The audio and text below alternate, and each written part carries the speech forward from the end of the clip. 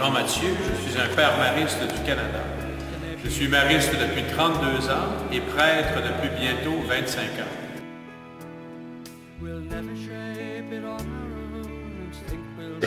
Alors nous sommes un petit groupe de prêtres et de frères, mais surtout de prêtres, qui existent dans l'Église depuis 1816. À ce moment-là, il y a des jeunes prêtres diocésains qui venaient d'être ordonnés en France, qui voyaient que l'Église devait être reconstruite chez eux, qui ont senti dans leur cœur l'appel de Marie à faire une communauté religieuse qui porterait son nom, la Société de Marie. Et puis, ils ont été approuvés en 1836 parce qu'ils ont accepté d'aller évangéliser l'Océanie. Alors, les Pères Maristes, c'est un tout petit groupe de prêtres qui prend au sérieux la façon dont Marie est porteuse de l'Évangile. C'est elle qui, avec son Fils, nous choisit pour faire partie de sa famille. C'est elle qui nous apprend à vivre ensemble comme des frères.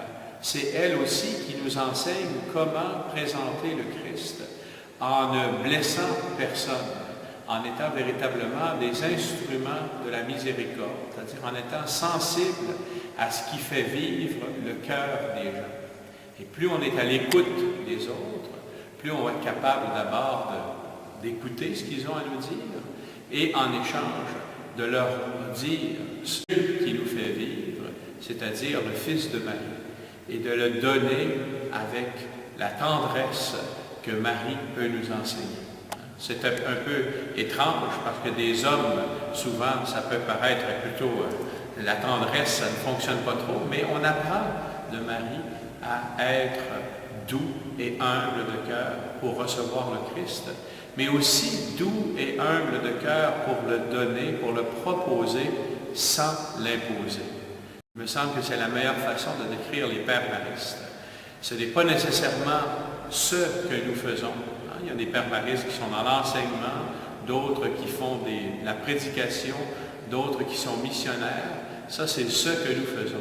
Ce qui est important, ce n'est pas ce que nous faisons, mais la manière dont nous le faisons. Nous le faisons à la manière de Marie, et c'est elle qui nous enseigne comment toucher le cœur des hommes et des femmes que nous sommes appelés à servir en tant que prêtres.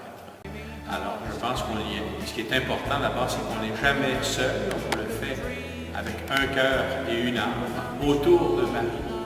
Et nous le faisons avec une grande tendresse, ce qu'on appelle la miséricorde, puisque Marie, notre mère, est mère de miséricorde.